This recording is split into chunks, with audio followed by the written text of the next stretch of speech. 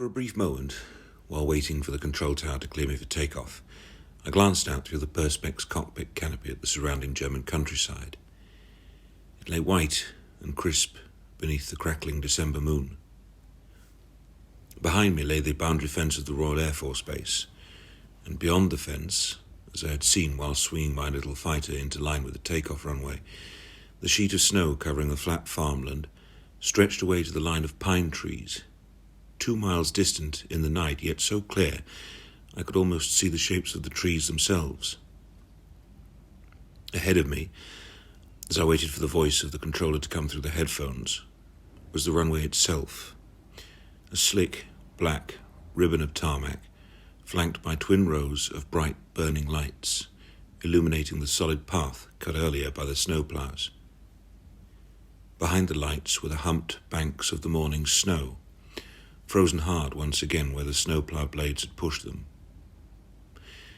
Far away to my right, the airfield tower stood up like a single glowing candle amid the brilliant hangars where the muffled aircraftmen were even now closing down the station for the night. Inside the control tower I knew all was warmth and merriment, the staff waiting only for my departure to close down also, jump into the waiting cars, and head back to the parties in the mess. Within minutes of my going, the lights would die out, leaving only the huddled hangars, seeming hunched against the bitter night, the shrouded fighter planes, the sleeping fuel Bowser trucks, and above them all, the single flickering station light, brilliant red among the black and white airfield, beating out in Morse code the name of the station, Celle, to an unheeding sky. For tonight there would be no wondering aviators to look down and check their bearings. Tonight was Christmas Eve, in the year of grace, 1957, and I was a young pilot trying to get home to Blighty for his Christmas leave. I was in a hurry, and my watch read 10:15 by the dim blue glow of the control panel where the rows of dials quivered and danced. It was warm and snug inside the cockpit, the heating turned up to prevent the perspex icing up.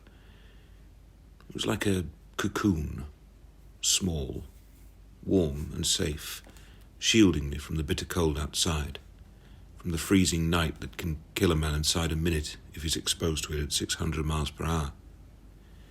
Charlie Delta? The controller's voice woke me from my reverie, sounding in my headphones as if he was there with me in the cockpit, shouting in my ear.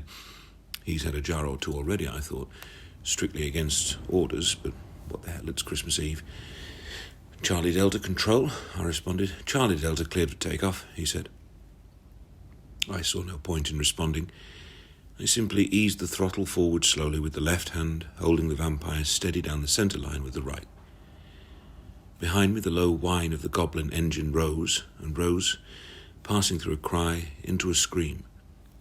The snub-nosed fighter rolled, the lights each side of the runway passed in ever quicker succession till they were flashing in a continuous blur. She became light. The nose rose fractionally, freeing the nose wheel from contact with the runway, and the rumble vanished instantly. Seconds later the main wheels came away, and their soft drumming also stopped. I held her low above the deck, letting the speed build up, till a glance at the airspeed indicator told me we were through 120 knots and heading for 150. As the end of the runway whizzed beneath my feet, I pulled the Vampire into a gently climbing turn to the left, easing up the undercarriage lever as I did so.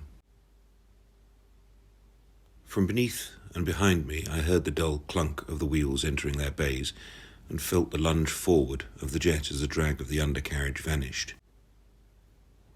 In front of me, the 3 red lights representing 3 wheels extinguished themselves. I held her into the climbing turn, pressing the radio button with the left thumb. Charlie Delta cleared the airfield, wheels up and locked, I said into my oxygen mask. Charlie Delta, Roger, over to Channel D, said the controller, and then, before I could change radio channels, he added, Happy Christmas. Strictly against the rules of radio procedure, of course.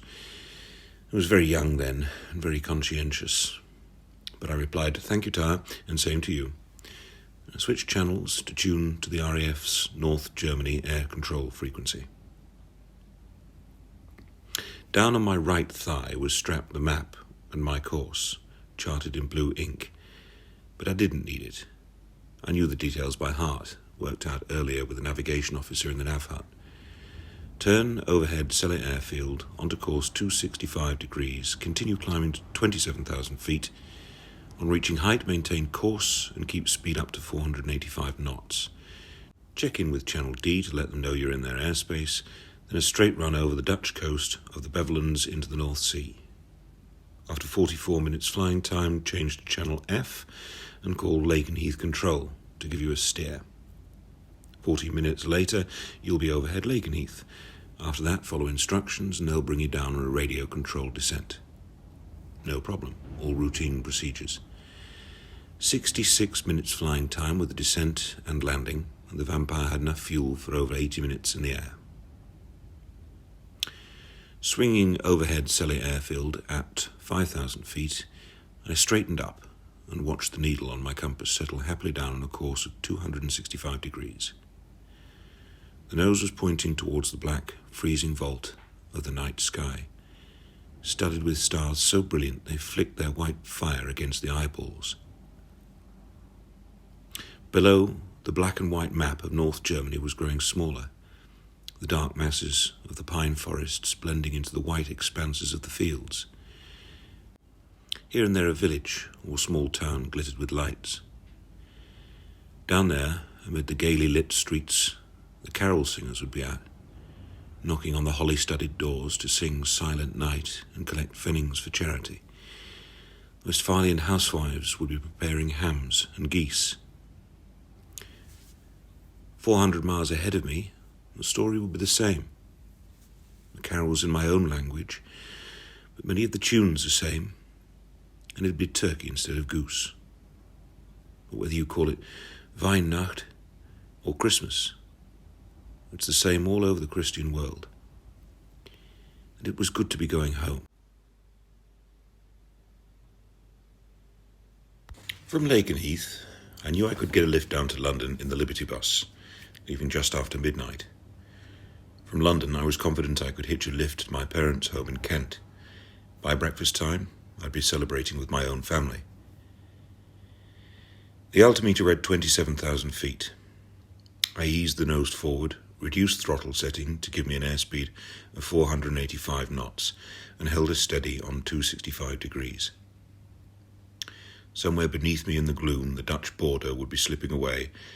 I'd been airborne for 21 minutes. No problem. The problem started 10 minutes out over the North Sea, and it started so quietly that it was several minutes before I realized I had one at all. For some time, I'd been unaware that the low hum coming through my headphones into my ears had ceased, to be replaced by the strange nothingness of total silence.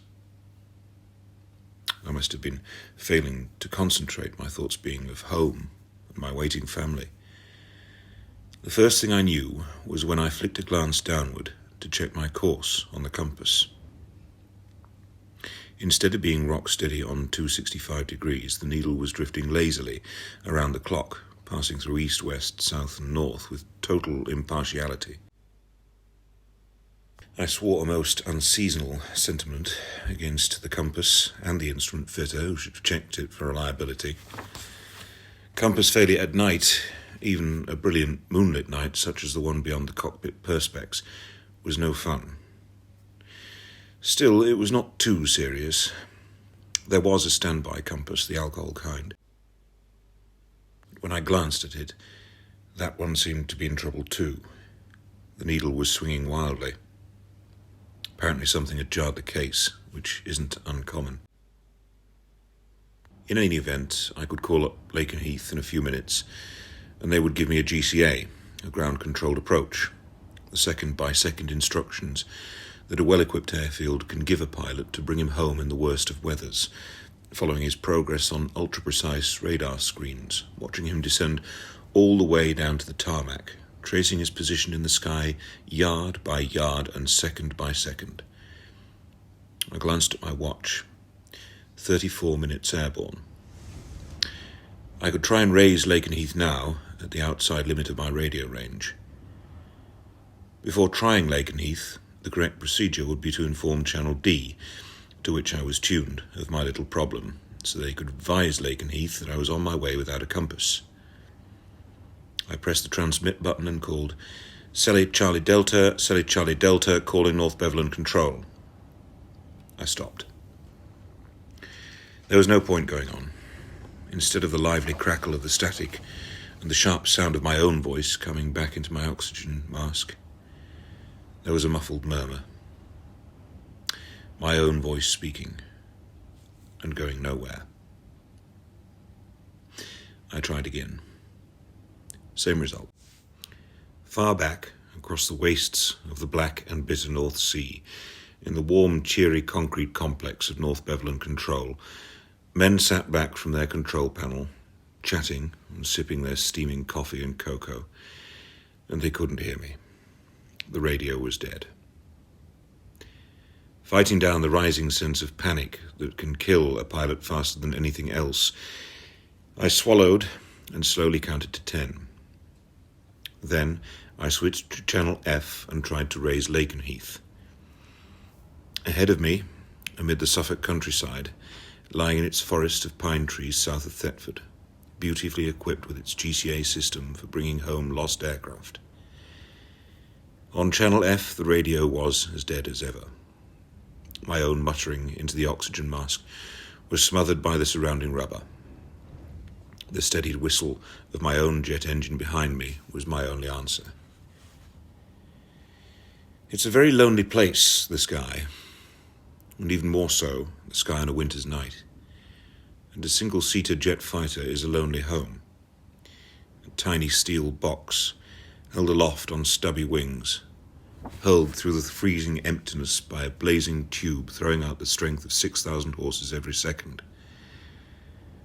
But the loneliness is offset, cancelled out by the knowledge that at the touch of a button on the throttle, the pilot can talk to other human beings, people who care about him, men and women who staff a network of stations across the world. Just one touch of that button, the transmit button, and scores of them in control towers across the land that are tuned to his channel can hear him call for help. When the pilot transmits, on every one of those screens, a line of light streaks from the center of the screen to the outside rim, which is marked with figures from 1 to 360. Where the streak of light hits the ring, that is where the aircraft lies in relation to the control tower listening to him. The control towers are linked, so with 2 cross bearings they can locate his position to within a few hundred yards. He's not lost anymore. People begin working to bring him home. The radar operators pick up the little dot he makes on their screens from all the other dots. They call him up and they give him instructions. Begin your descent now, Charlie Delta. We have you now. Warm, experienced voices which control an array of electronic devices that can reach out across the winter sky, through the ice and the rain, above the snow and cloud, and pluck the lost one from his deadly infinity and bring him down to the flare-lit runway that means home and life itself, when the pilot transmits. But for that, he must have a radio. Before I finished testing Channel J, the International Emergency Channel, and obtained the same negative result, I knew my 10-channel radio set was as dead as the dodo. It had taken the RAF 2 years to train me to fly their fighters for them, and most of that time had been spent in training precisely for emergency procedures. The important thing, they used to say in flying school, is not to know how to fly in perfect conditions. It is to fly in an emergency and stay alive. Now the training was beginning to take effect. While I was vainly testing my radio channels, my eyes scanned the instrument panel in front of me. The instruments told their own message.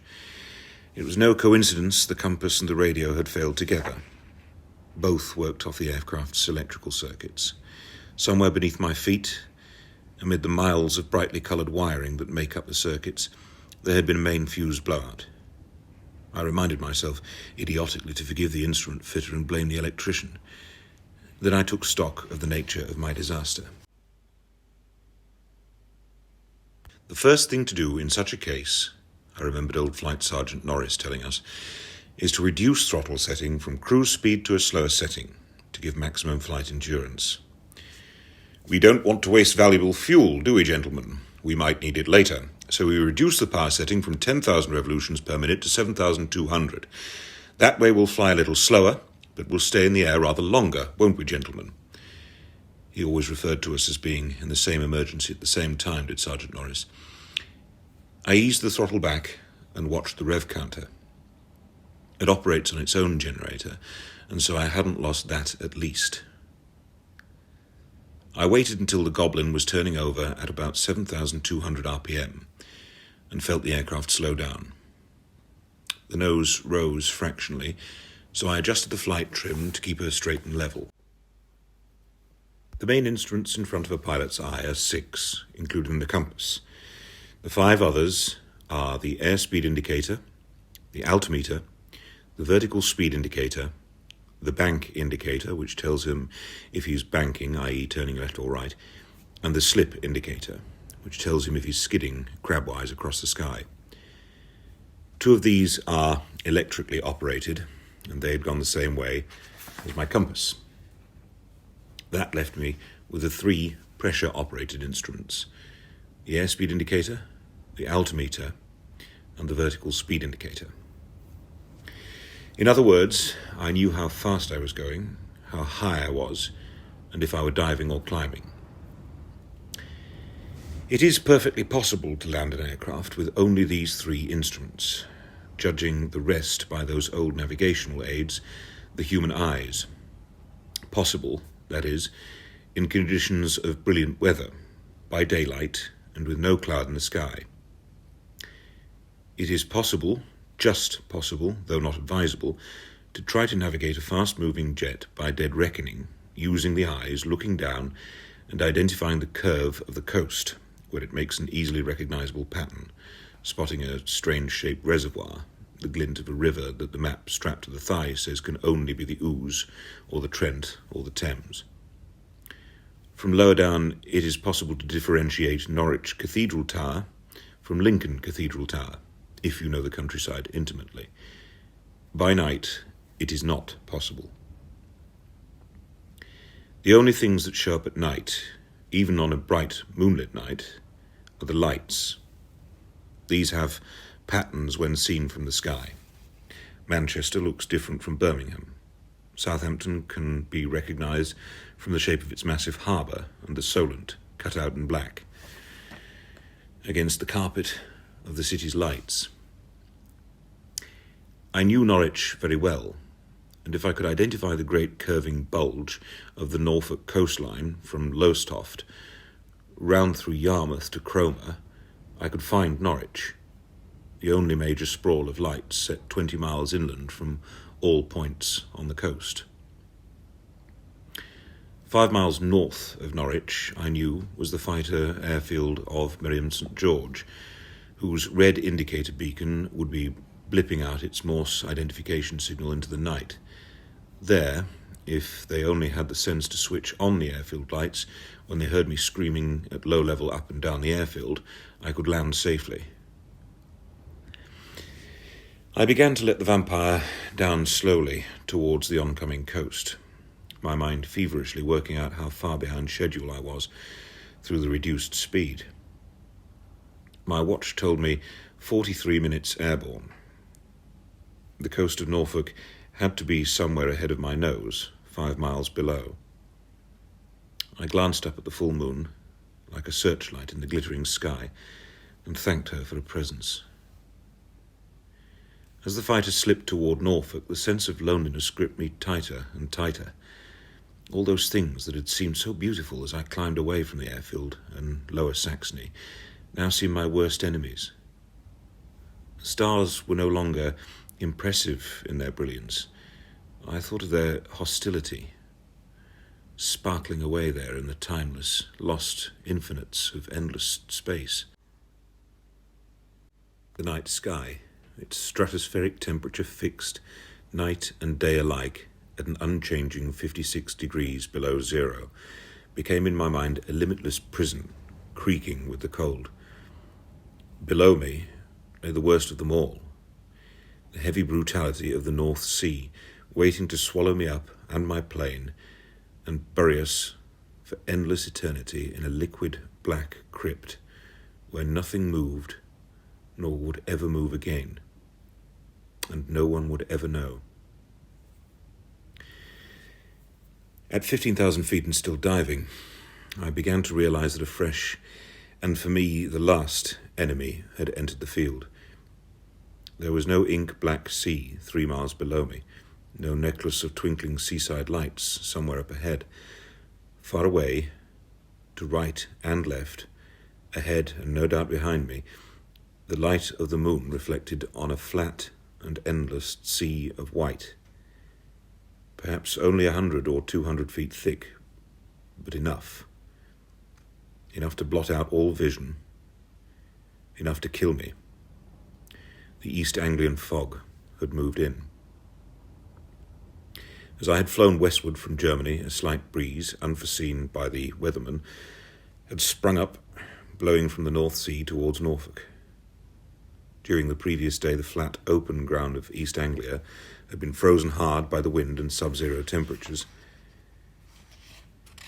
During the evening, the wind had moved a belt of slightly warmer air off the North Sea and onto the plains of East Anglia.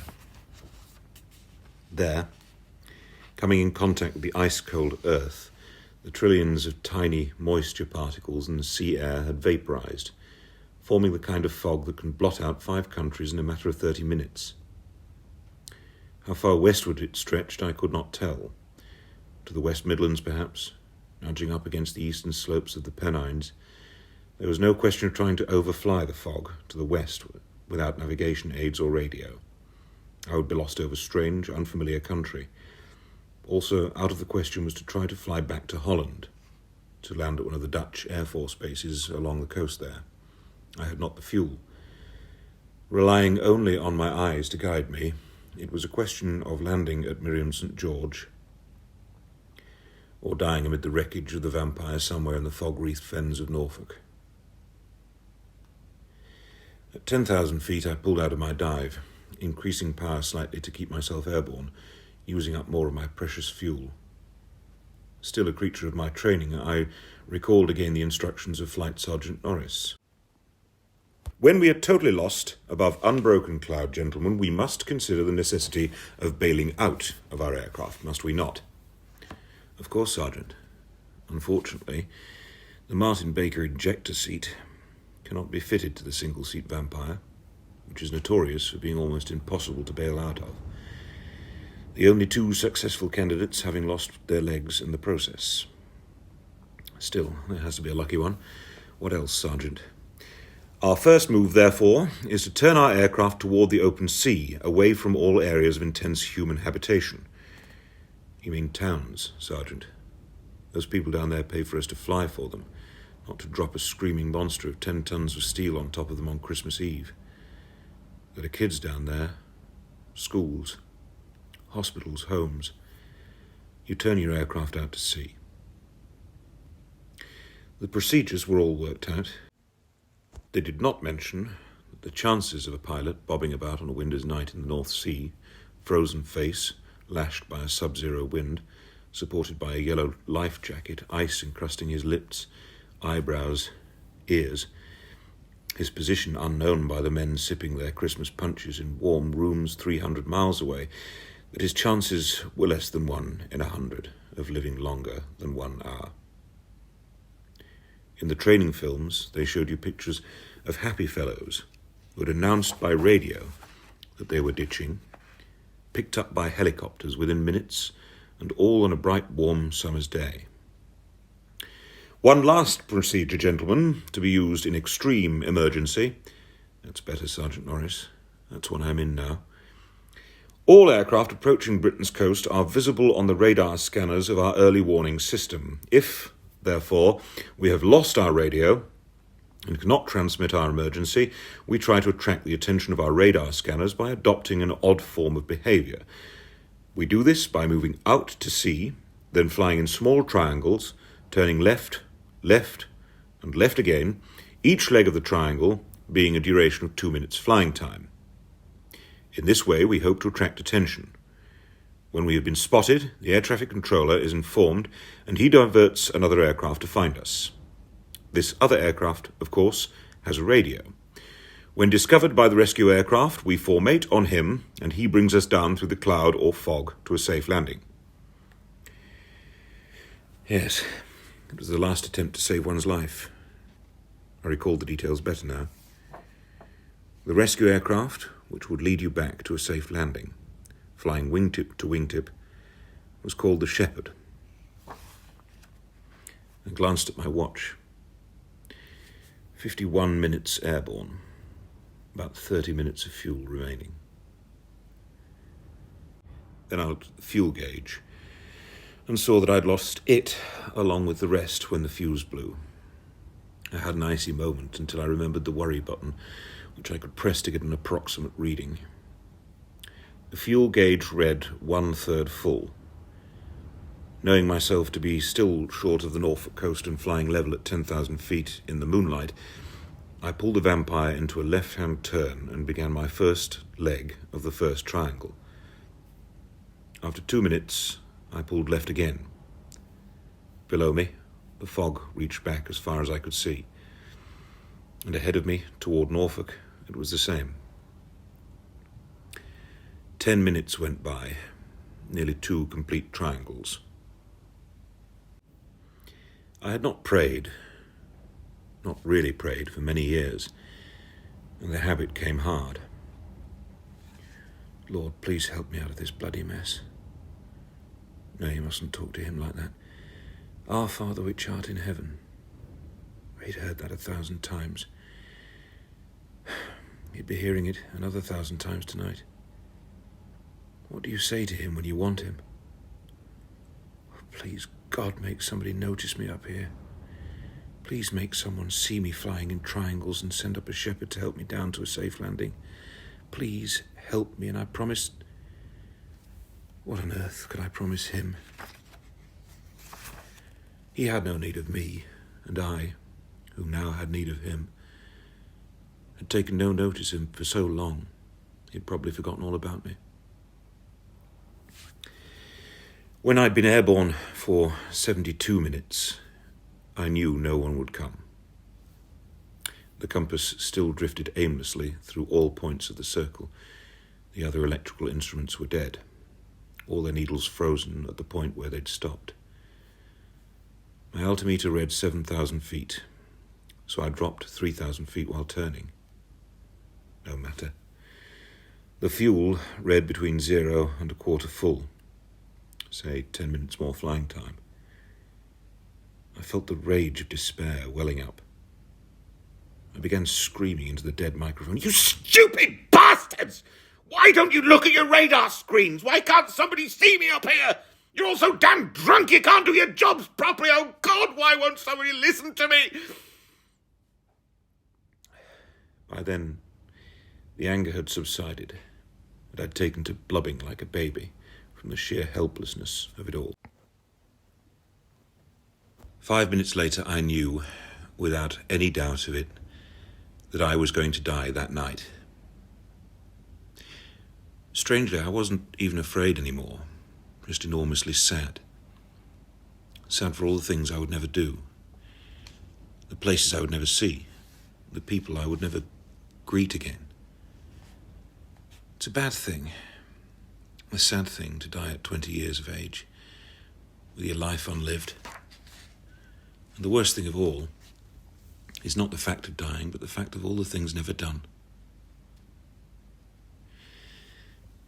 Out through the perspex, I could see that the moon was setting, hovering above the horizon of thick white fog. In another 2 minutes, the night sky would be plunged into total darkness, and a few minutes later, I would have to bail out of a dying aircraft before it flicked over in its last dive into the North Sea. An hour later, I would be dead also, bobbing around in the water, a bright yellow Mae West supporting a stiff, frozen body. I dropped the left wing of the Vampire toward the moon to bring the aircraft onto the final leg of the last triangle. Down below the wingtip, against the sheen of the fog bank up moon of me, a black shadow crossed the whiteness. For a second, I thought it was my own shadow, but with the moon up there, my own shadow would be behind me. It was another aircraft, low against the fog bank, keeping station with me through my turn, a mile down through the sky toward the fog. The other aircraft being below me, I kept turning, wing down, to keep it in sight. The other aircraft also kept turning until the two of us had done one complete circle. Only then did I realize why it was so far below me.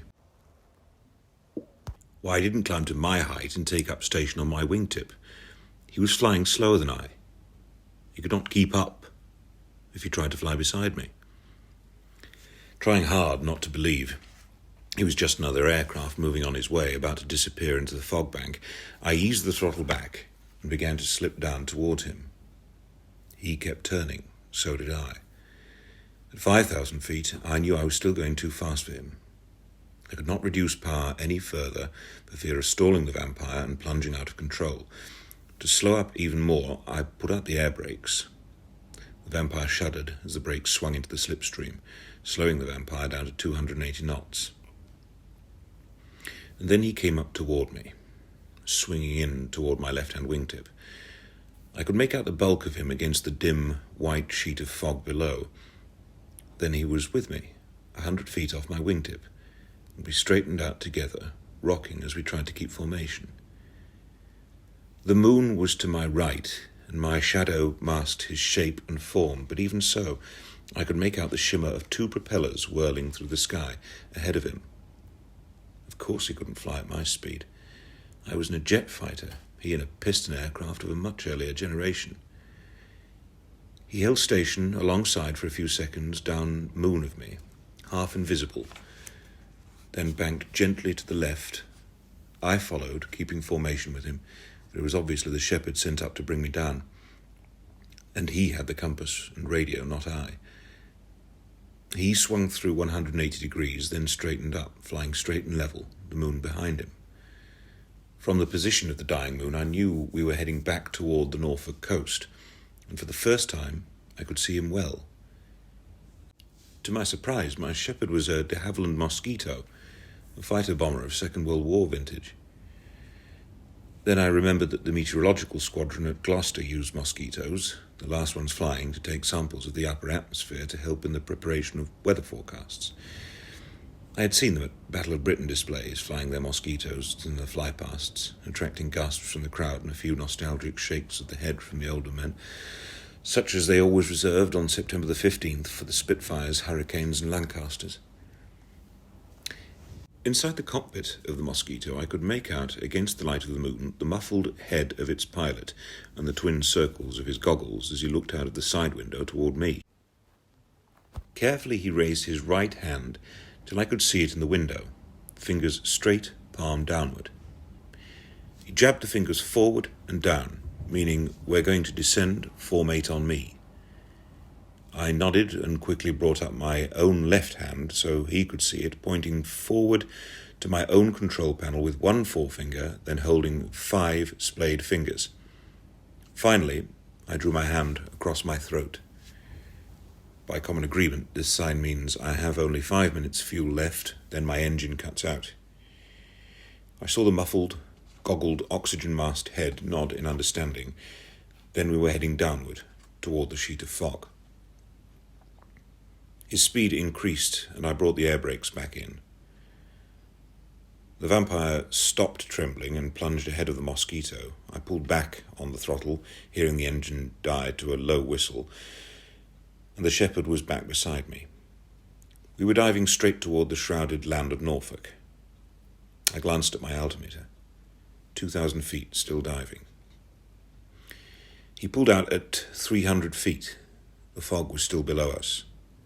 Probably the fog bank was only from the ground to 100 feet up, but that was more than enough to prevent a plane from landing without a GCA.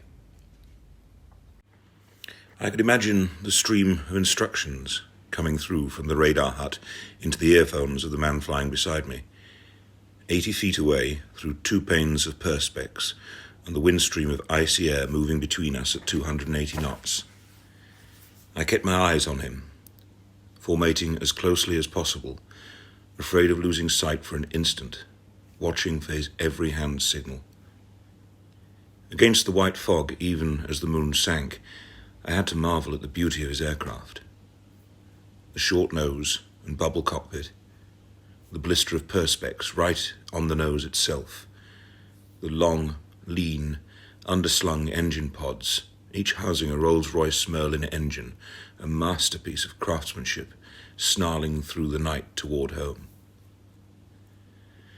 2 minutes later, he held up his clenched left fist in the window, then opened the fist to display all 5 fingers against the glass. "Please lower your undercarriage."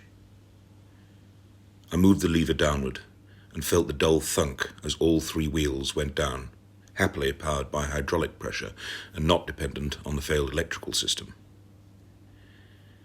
The pilot of the Shepherd aircraft pointed down again for another descent, and as he jinked in the moonlight, I caught sight of the nose of the Mosquito. It had the letters J.K. painted on it, large and black, probably the call sign for Jig King. Then we were descending again, more gently this time.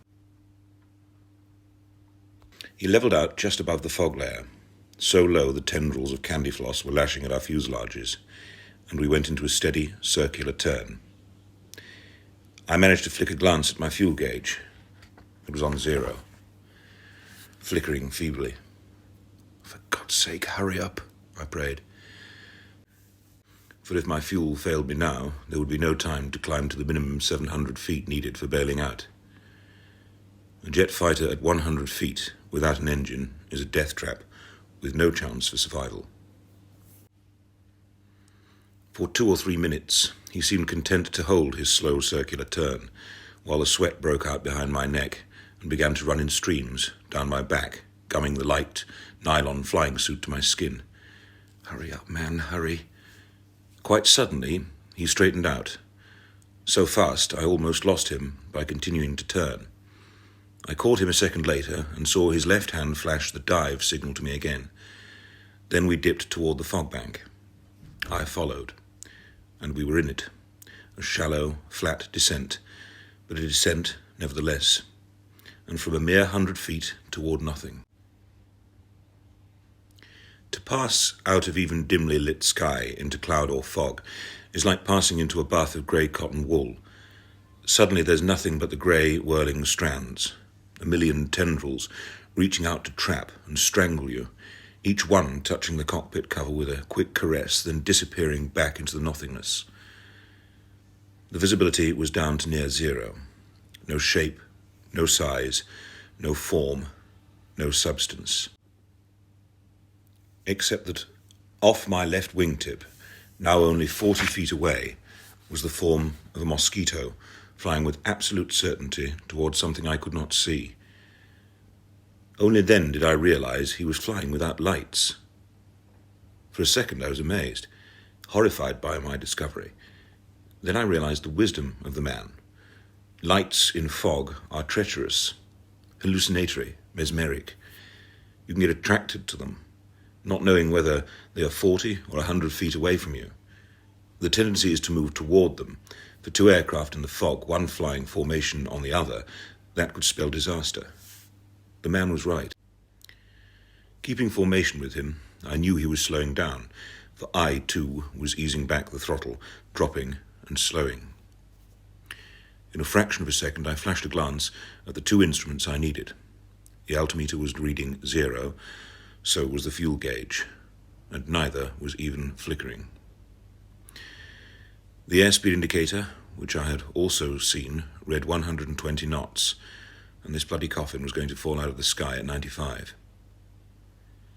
Without warning, the shepherd pointed a single forefinger at me, then forward through the windscreen. It meant, "There you are, fly on and land." I stared forward through the now streaming windshield. Nothing. Then, yes, something, a blur. To the left, another to the right. Then two, one on each side. Ringed with haze, there were the lights on either side of me, in pairs, flashing past. I forced my eyes to see what lay between them. Nothing. Blackness. Then a streak of paint running under my feet. The centre line. Frantically, I closed down the power and held her steady, praying the vampire to settle. The lights were rising now, almost eye level, and still she wouldn't settle. Bang! We touched. We touched the flaming deck. Bang! Bang! Another touch. She was drifting again, inches above the wet black runway. Bam, bam, bam, bam, rumble, rumble, rumble. She went down. The main wheels had struck and held. The vampire was rolling at over 90 miles an hour through a sea of grey fog. I touched the brakes, and the nose slammed onto the deck also. Slow pressure now, no skidding. Hold her straight against the skid. More pressure on those brakes, or she'll run off the end. The lights moving past more leisurely now, slowing. Slower. Slower. The vampire stopped. I found both of my hands clenched around the control column, squeezing the brake lever inward. I forget how many seconds I held them there before I would believe we were actually stopped. Finally, I did believe it. Put on the parking brake and released the main brake. Then I went to turn off the engine, for there was no use trying to taxi in this fog. They would have to tow the fighter with the Land Rover. There was no need to turn off the engine. It had finally run out of fuel as the vampire careered down the runway. Shut off the remaining systems. Fuel, hydraulics, electrics, and pressurization, and slowly began to unstrap from the seat and parachute dinghy pack. As I did so, a movement caught my eye. To my left, through the fog, not more than 50 feet away, low on the ground with wheels up, the mosquito roared past. I caught a flash of the pilot's hand in the side window. Then he was gone. Up into the fog, before he could see my answering wave of acknowledgement. But I'd already decided to call up RAF Gloucester and thank him personally from the officers' mess. With the systems off, the cockpit was misting up fast, so I released the canopy and wound the hood backward by hand until it locked. Only then, as I stood up, did I realize how cold it was. Against my heated body, dressed in a light nylon flying suit, it was freezing. I expected the control tower truck to be alongside in seconds, for with an emergency landing, even on Christmas Eve, the fire truck, ambulance, and half a dozen other vehicles were always standing by. Nothing happened. At least, not for 10 minutes. By the time the two headlights came groping out of the mist, I felt frozen. The lights stopped 20 feet from the motionless vampire, dwarfed by the fighter's bulk. A voice called, "Hello there!" I stepped out of the cockpit, jumped from the wing to the tarmac, and ran towards the lights. They turned out to be the headlamps of a battered old Javelin, not an Air Force identification mark in sight. At the wheel of the car was a puffed, beery face and a handlebar moustache. At least he wore an RAF officer's cap. He stared at me as I loomed out of the fog. "That yours?" He nodded toward the dim shape of the vampire. "Yes," I said. "I just landed it." "Extraordinary," he said. "Quite extraordinary. You'd better jump in. I'll run you back to the mess." I was grateful for the warmth of the car, even more so to be alive. Moving in bottom gear, he began to ease the old car back round the taxi track, evidently toward the control tower, and beyond it, the mess buildings. As we moved away from the vampire, I saw I had stopped 20 feet short of a ploughed field at the very end of the runway. "You were damned lucky," he said, or rather shouted, for the engine was roaring in first gear, and he seemed to be having trouble with the foot pedal. Judging by the smell of whiskey on his breath, this was not surprising. "Damned lucky," I agreed. I ran out of fuel just as I was landing. My radio and all the electrical systems failed nearly 50 minutes ago over the North Sea. He spent several minutes digesting the information carefully. Extraordinary, he said at length. No compass? No compass. Flying in the approximate direction by the moon as far as the coast, or where I judged it to be. After that, no radio?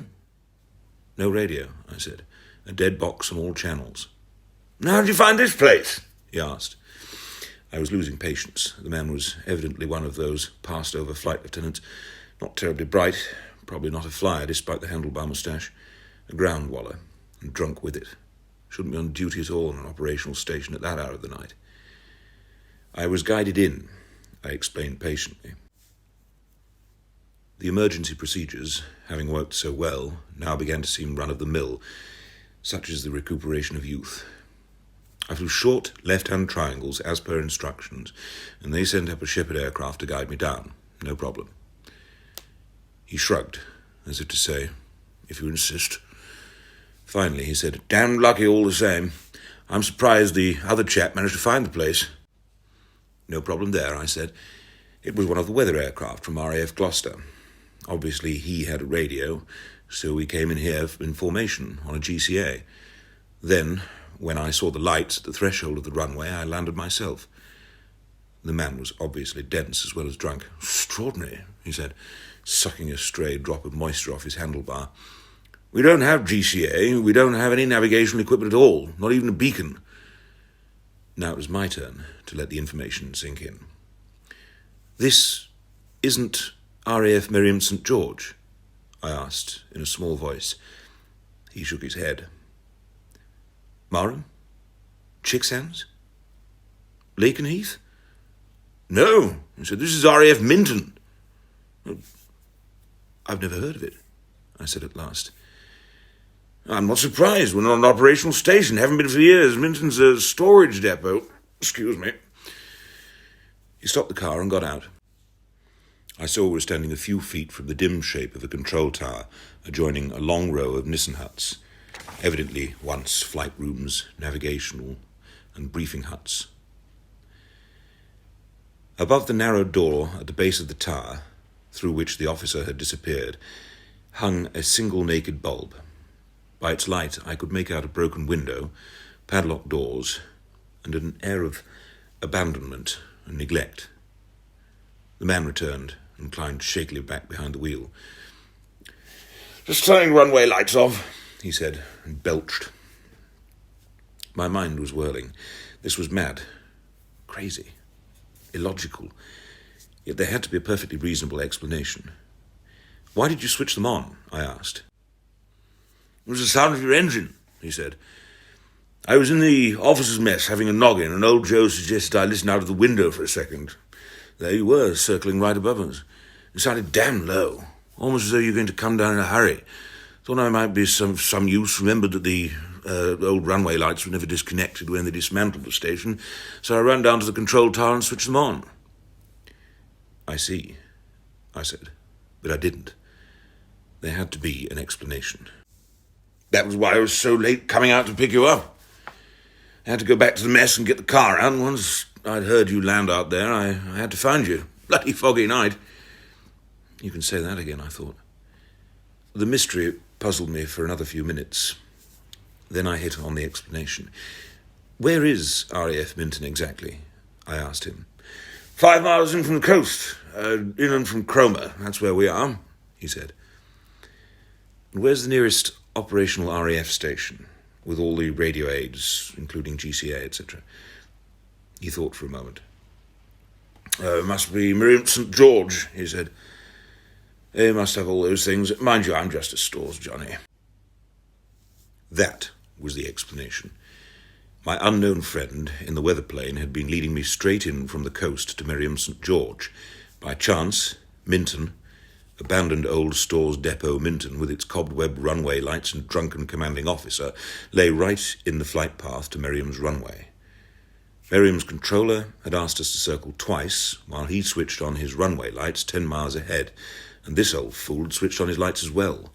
Result, coming in on the last 10-mile stretch, I'd plonked my bloody vampire down in the wrong airfield. I was about to tell him not to interfere with modern procedures that he couldn't understand when I choked the words back. My fuel had run out halfway down the runway. I'd never have made Merriam 10 miles away. I'd have crashed in the fields short of touchdown. By an amazing fluke, I had been, as he said, damned lucky. By the time I had worked out the rational explanation for my presence at this nearly abandoned airfield, we had reached the officers' mess. My host parked his car in front of the door, and we climbed out. Above the entrance hall, a light was burning, dispelling the fog and illuminating the carved but chipped crest of the Royal Air Force above the doorway. To one side was a board screwed to the wall. It read RAF Station Minton. To the other side was another board announcing Officers' Mess. We walked inside. The front hall was large and spacious, but evidently built in the pre-war years when metal window frames, service issue, were in fashion.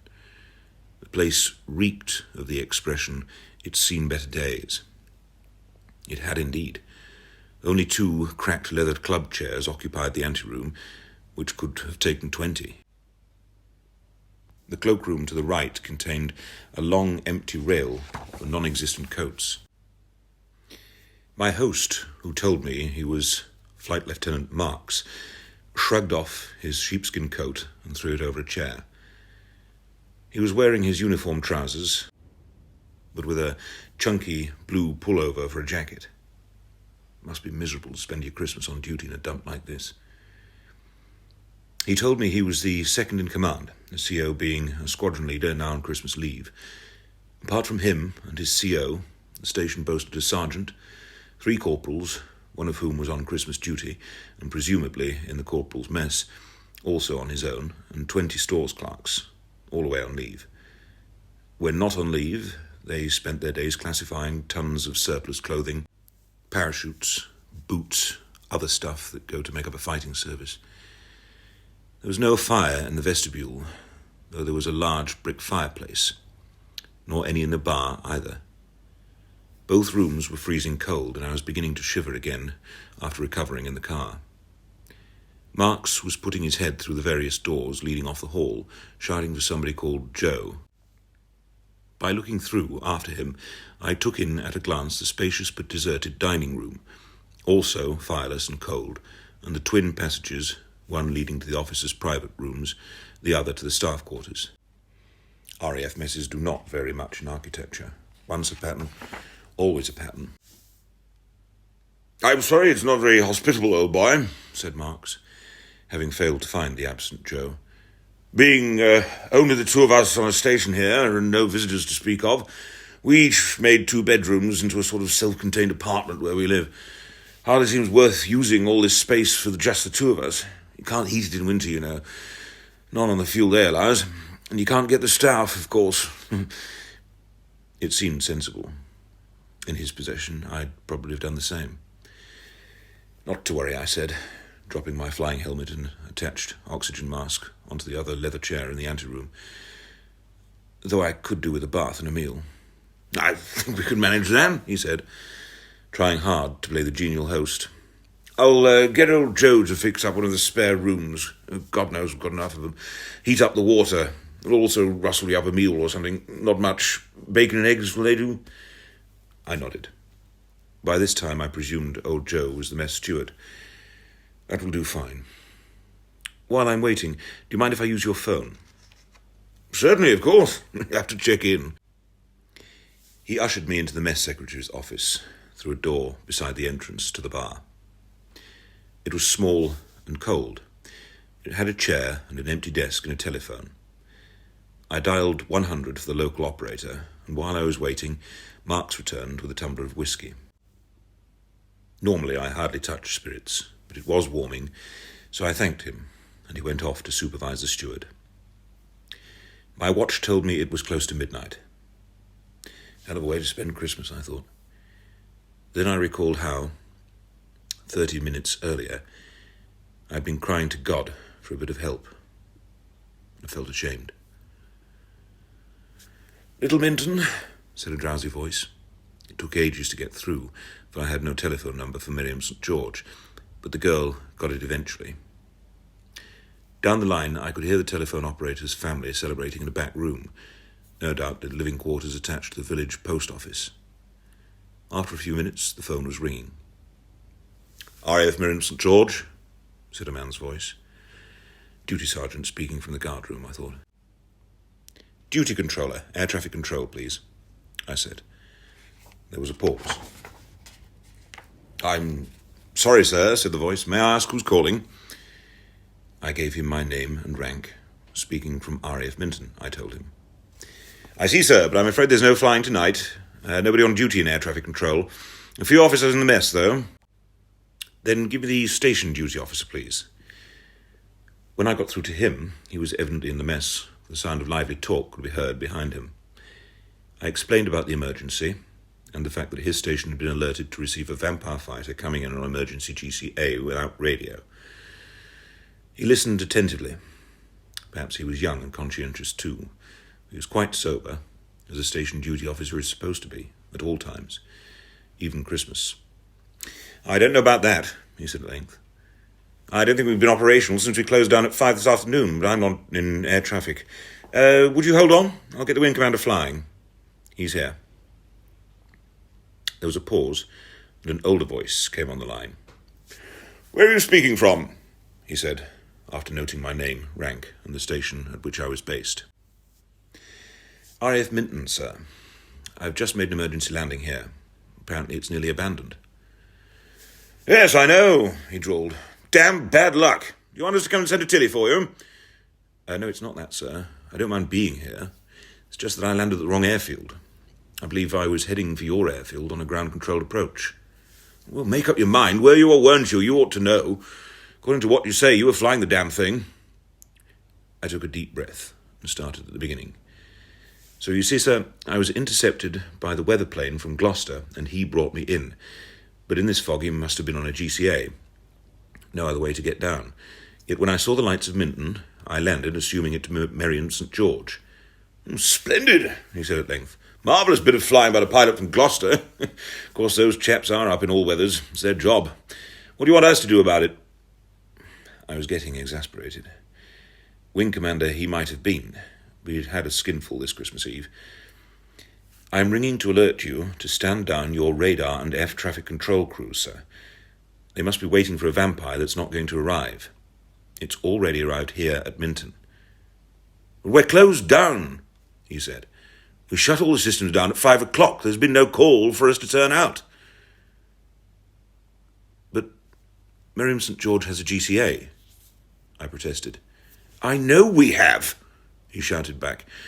But it hasn't been used tonight. It's been shut down since 5 o'clock. I asked the next and last question slowly and carefully. Do you know, sir, where is the nearest RAF station that will be manning 121.5 megacycle band throughout the night, the nearest station to here that maintains 24-hour emergency listening? The International Aircraft Emergency frequency is 121.5 megacycles. Yes, he said equally slowly. To the west, RAF Marham, to the south, RAF Lakenheath. Good night to you and happy Christmas. I put the phone down and sat back and breathed deeply. Marham was 40 miles on the other side of Norfolk. Lakenheath was 40 miles to the south in Suffolk. On the fuel I was carrying, not only could I not have made Miriam St. George, it wasn't even open. So how could I ever have got to Marham or Lakenheath? And I had told the mosquito pilot that I only had 5 minutes fuel left. He had acknowledged that and understood. In any case, he was flying far too low after we dived into the fog, ever to fly 40 miles like that. The man must have been mad. It began to dawn on me that I didn't really owe my life to the weather pilot from Gloucester, but to Flight Lieutenant Marks. Beery, bumbling old passed-over Flight Lieutenant Marks, who couldn't tell one end of an aircraft from another, but who had run 400 yards through the fog to switch on lights of an abandoned runway because he heard a jet engine circling overhead too close to the ground. Still, the mosquito must be back at Gloucester by now, and he ought to know that, despite everything, I was still alive. "Gloucester," said the operator. "At this time of night?" "Yes," I replied firmly. "Gloucester at this time of night." One thing about weather squadrons, they're always on duty. The duty meteorologist took the call. I explained the position to him. "I'm afraid there must be some mistake, flying officer," he said. "Couldn't have been one of ours." "This is RAF Gloucester, right?" "Yes, it is, sir. Duty officer speaking." "Fine.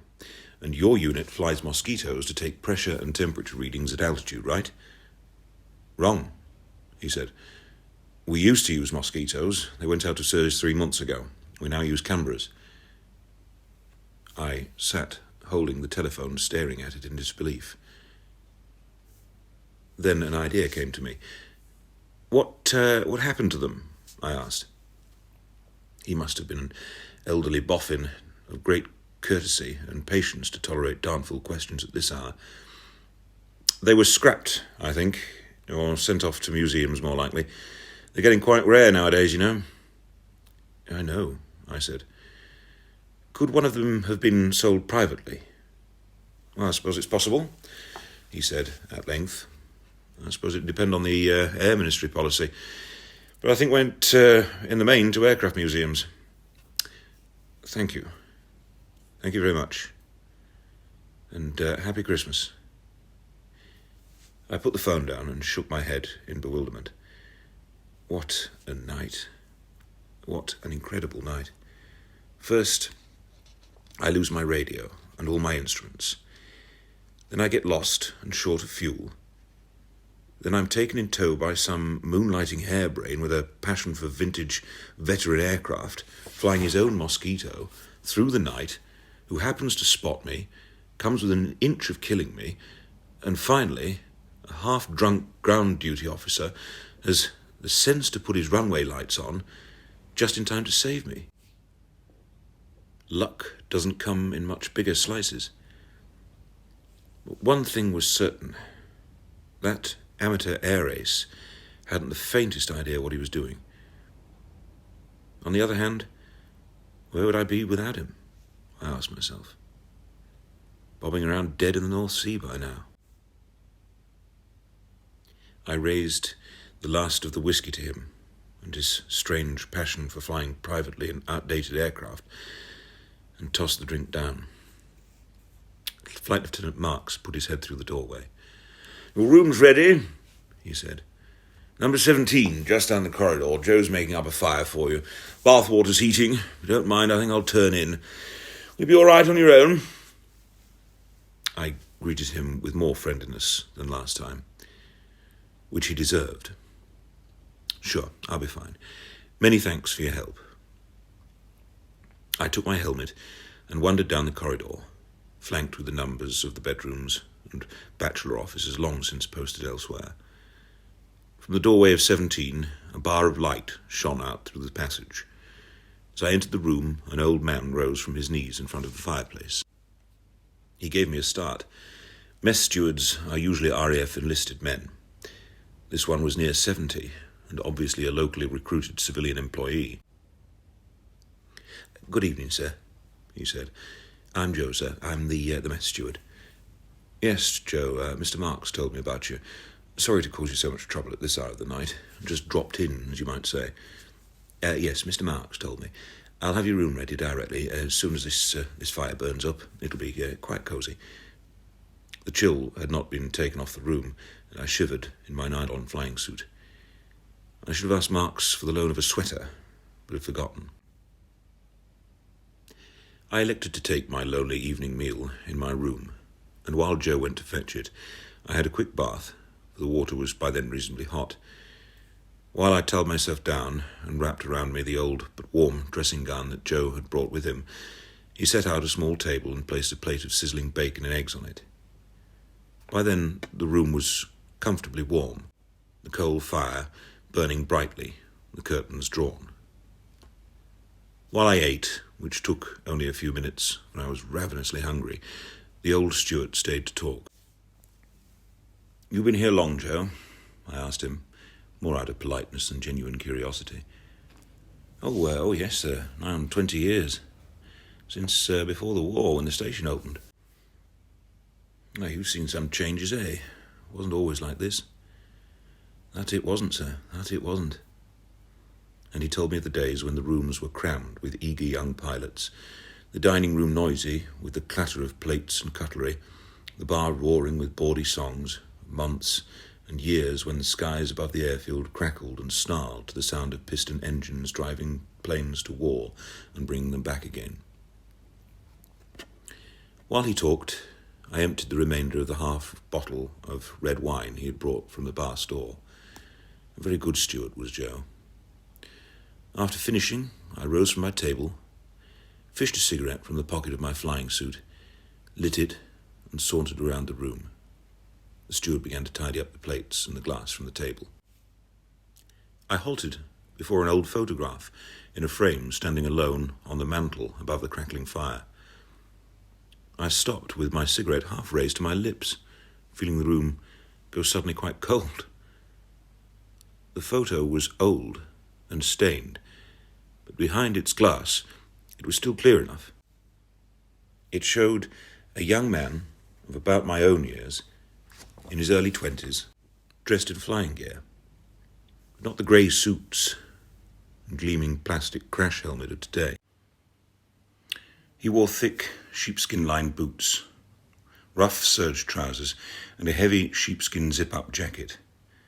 From his left hand dangled one of the soft leather flying helmets they used to wear, with goggles attached, instead of the modern pilot's tinted visor. He stood with legs apart, right hand on hip, a defiant stance, but he was not smiling. He stared at the camera with grim intensity.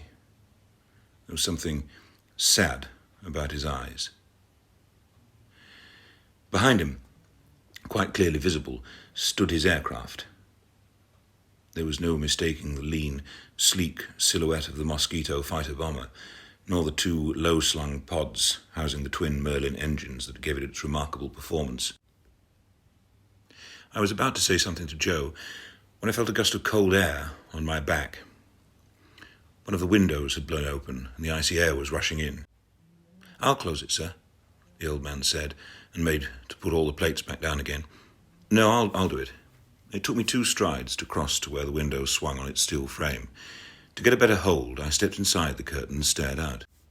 The fog swirled in waves round the old mess building, disturbed by the current of warm air coming from the window. Somewhere far away in the fog, I thought I heard the snarl of engines. There were no engines out there. Just a motorcycle of some farm boy, no doubt taking leave of his sweetheart across the fens. I closed the window, made sure it was secure, and turned back to the room. "Who's the pilot, Joe?" The pilot, sir." I nodded toward the lonely photograph on the mantel. "Oh, I see, sir. That's a photo of Mr. John Kavanagh. He was here during the war, sir." He placed the wine glass on top of the topmost plate. "Kavanagh?" I walked back to the picture and studied it closely.